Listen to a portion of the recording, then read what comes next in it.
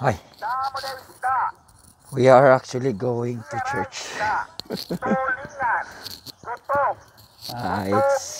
4:30. The mass will begin at 5, I guess.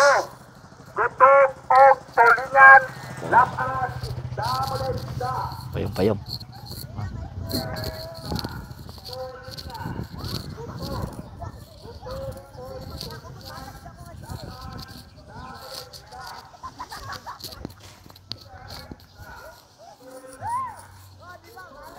It's Wednesday. Been to Iligan to take care of some bank transactions. Also need to pay or to check some of my loans. Utang. And bought also medicine for mom.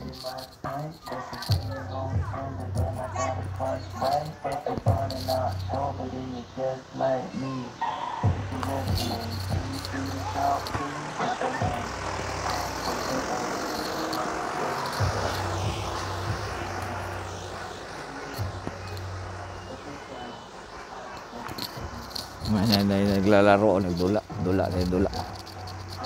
Nasa laog. Ano ba tawag doon? Batolata or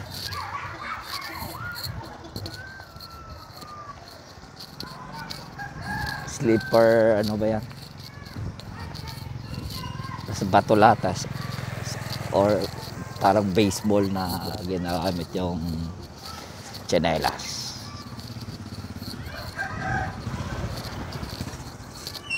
Used to play patentero. Bulan-bulan, patentero.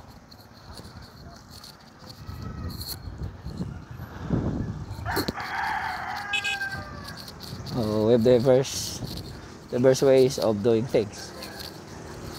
Is actually biking. Ayan o, nagpa-bike.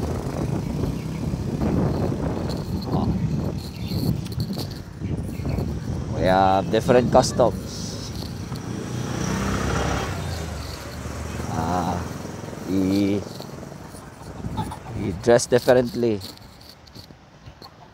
We prepare our food in many ways. Though most came from the bounty, the sea, or are from our land, being cultivated or gathered from the forest. Only few people do foraging now, except sa basura. Except sa basura, it's not foraging if basura. That's always scavenging. That's scavenging. So it's two different. It's a very peculiar in our. I'm not sure if some other social contract, but in our social contract, this is very peculiar. Say it begins with Article 1. It says the Philippine or the national territory comprises of the Philippine archipelago, all the waters embraced therein, with territories over which the Philippines has sovereignty or jurisdiction. That's the first statement right there. National territory. It doesn't say the territory is composed of. It says national. When you say national, it speaks of nation, speaks of people, compared to the state territory, or that territory merely refers only to an area in the surface of the earth, or something like that. You say national or nation, the nation or the national territory speaks of the people living in that area. Huh? Regardless of creed, regardless of religious belief. How do we determine? By blood. By blood. So the people's territory, which is determined by who are the people, which is determined by blood. Maaga pa tayo, so it's still too early. Relax ata sa plaza. So determined by blood. Also, the people's or the national territory is comprised of the Philippine archipelago, all waters embracing therein. Diba? Sabi doon, all waters. With territories over which the Philippines has sovereignty or jurisdiction, consisting of terrestrial, fluvial, and aerial domains. Oh, di ba? That's the second phrase. Second phrase. Terrestrial, fluvial, and aerial domain. Yun ang sabi. Including, this is the last, not yet the last, including the territorial sea, including the territorial sea, the seabed, the subsoil, the insular shelves, the submarine areas. Oh, yun ang sabi. And then lastly, it says that the waters surrounding, sabi, the waters surrounding, between, connecting the islands of the archipelago, regardless of breadth and dimension.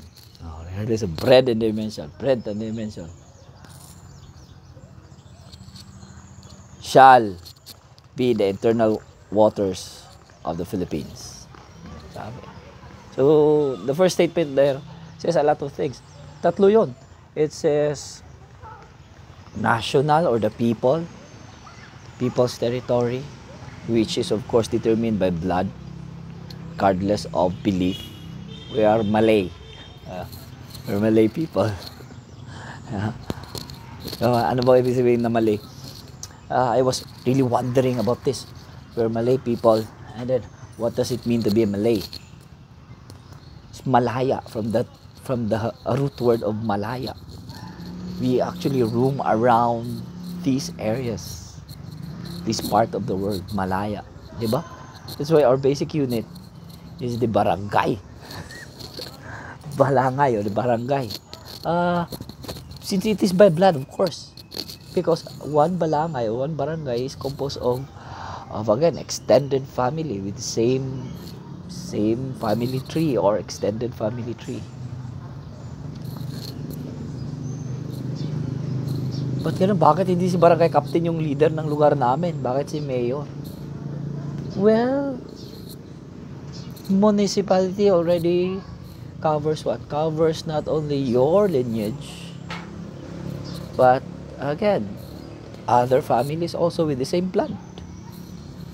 Transcends dynasties, transcend your family members, including same nation or same people with the same blood, free roaming around this part of the world, Malay or Malaya. Kaya may juridical personality yung municipality. At saka yung balangay. Meron ba? Meron? O ano? Meron ba? So that's the first statement. The archipelago. What is an archipelago? That's a group of islands. Group of islands compact together. Uh, then the second statement, and all the waters embracing therein. Lahat ng tubig doon. Sa teritoryo pala natin, may lupa at saka may tubig. And it goes the ways up and also down. Diba? It was particularly described later in the paragraph or in the article of 1987 Constitution. And all the waters embraced therein. Nag-iisip ako kanina while on the way to my destination. I was already in Linamon, or heading towards or passing towards Timoga. Sabi ko, pwede bang angkinin yung tubig? Can we own the ocean or the sea? And then napatawa, I laughed at myself looking at, oh come on, we buy water every day, 40 pesos, 24 pesos, or 25 pesos to 40 pesos. Minsan 50 pesos a gallon. And who says water cannot be harnessed, cannot be appropriated? Can you imagine? So can we own water? Only the state.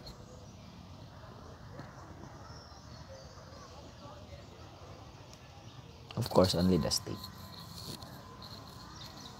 Kaya nga may mga water rights. So, all the waters embracing therein. Being defined, right?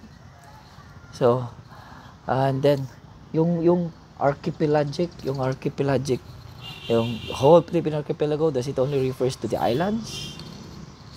No, it refers to, go to the second, the second, second statement, first part of the second statement, sabi niya, which consists of fluvial, terrestrial, tsaka aerial. Ayun. Pati pala yung atmosphere pwede. What about space? What about space? Hindi. Can Elon Musk appropriate space? Or NASA, or the European Space Agency, or the Russians? And they do that? No one. I think nobody yet claimed the whole space. The whole outer space, I mean. Outer space. And then the second statement that says that all the waters embraced therein is very descriptive, or was very described, or was particularly described. Sabi, the territorial sea includes the territorial sea, the seabed. Pakasama pala yung seabed. What is the seabed? Of course, that soil that carries the whole water. The seabed, the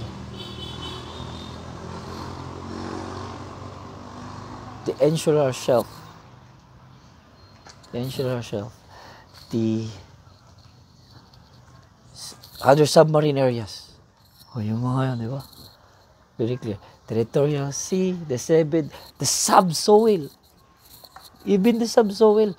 The territorial sea, the seabed, the subsoil, the insular shelf, other submarine areas. Diba? Galing sa taas, pati sa baba. Sa lupa, sa tubig. Clearly described. And then, the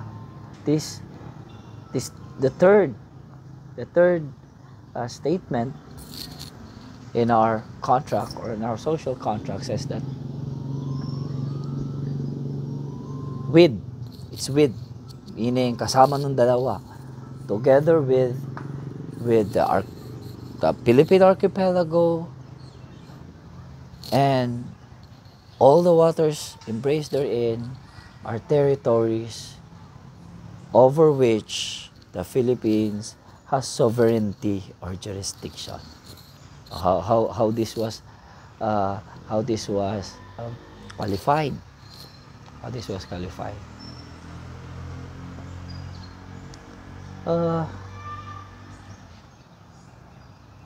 In the last statement, tawag nila to the archipelagic doctrine. They call it the archipelagic doctrine. Ano sabi? Sabi nila that the waters surrounding, anong surrounding? Surrounding the islands, in between or between the islands of that archipelago, connecting the islands, from island to island, regardless of breadth and dimension. Regardless of breadth and dimension. So long as you are in the Philippine archipelago. Ano ba yung Philippine archipelago? Yun yung pinangalanan ni Legazpi. Pinadiscovery, no? Pinangalanan ni Magellan in honor of the King of Spain, Philip II. Magandang tuklasin anong ibig sabihin ng Philip. It's a very beautiful term, Philip. Ano ba yung Philip? I think nasa Grego o nasa Romano. Tingnan nyo yun.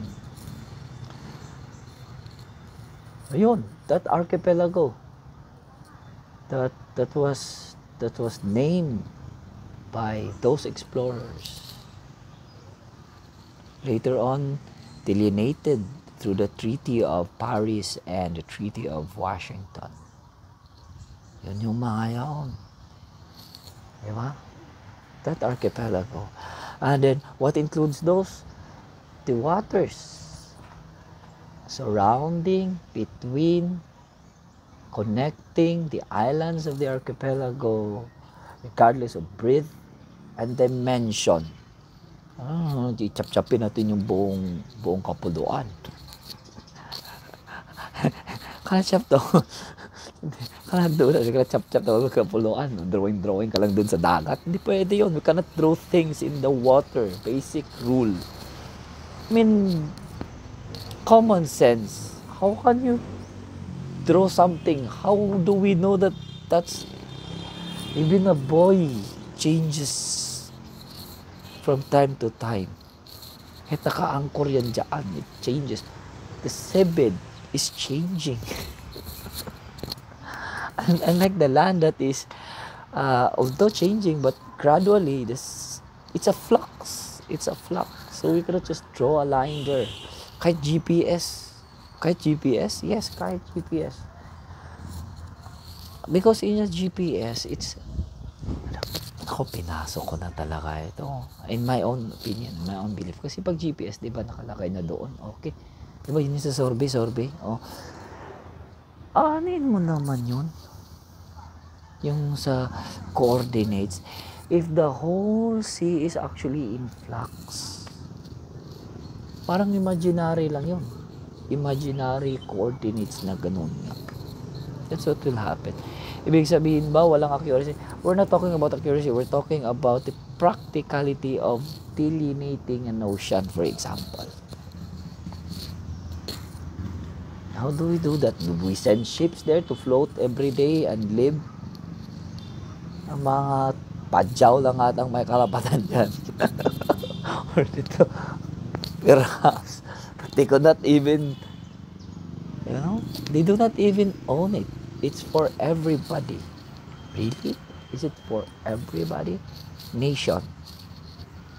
People who are dwelling there, who are living with.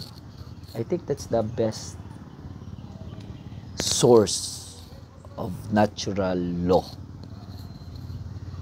That's the best source. People who are dwelling there in harmony with nature. That's it. That's it. So for example, Ball Street, that is part beyond the 12 nautical mile from the lowest water line, which is the territorial sea. Yes, it is an internal water of the Philippines. Iba naman yung inland water. When I used to study this back then in college also in my first year, inland water, sa property yun, di ba? Inland waters, yun yung mga lake, rivers. Yan yung mga yun. Those are the inland waters. Pag internal waters, included na yung inland at saka sea water. That's it. So from the UNCLOS, 12 nautical mile from the lowest water line is actually territorial sea. From the farthest point of that, connect to another farthest point of the next island. That's the baseline. Those are the points of the baseline. And the contiguous zone, which is farther ahead from the territorial sea, about 24 nautical miles from the lowest water line, and the 200 nautical miles exclusive economic zone from the baseline. Yes, from the baseline.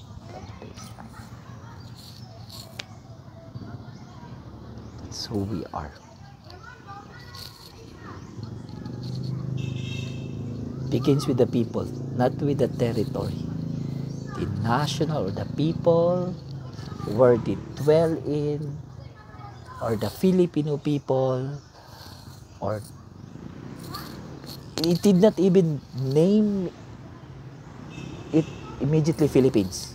It starts with the nation or the people who are living on this territory is or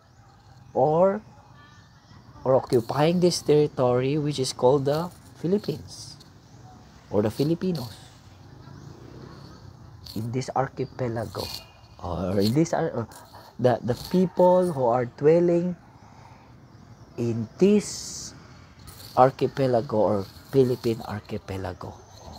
Points to us, the people, regardless of belief, regardless of ethnicity or culturation or assimilation, creed or belief. That's how beautiful that first phrase is.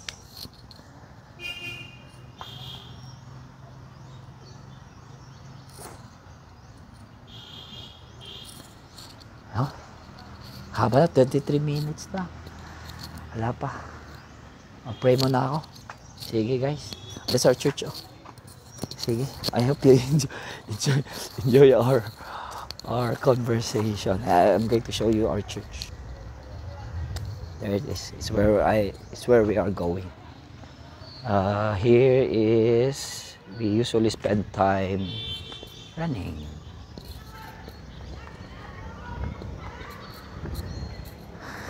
I will take you all the way to the church. Huh?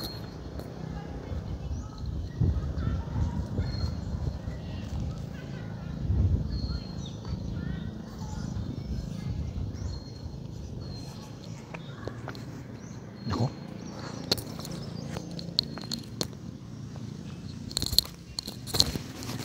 Hello.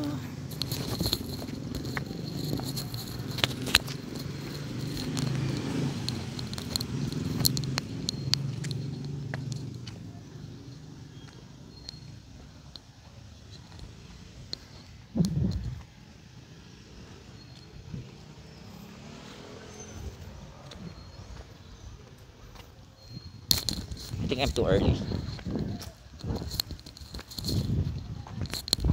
Early nga ako.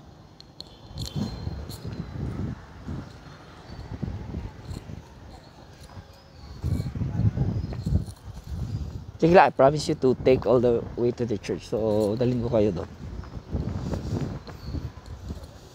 This is our place. Ah.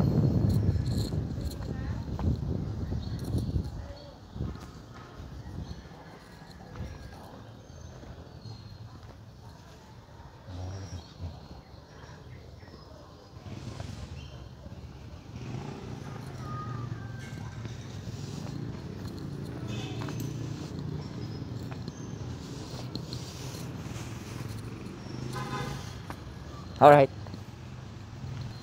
Thanks guys. Bye.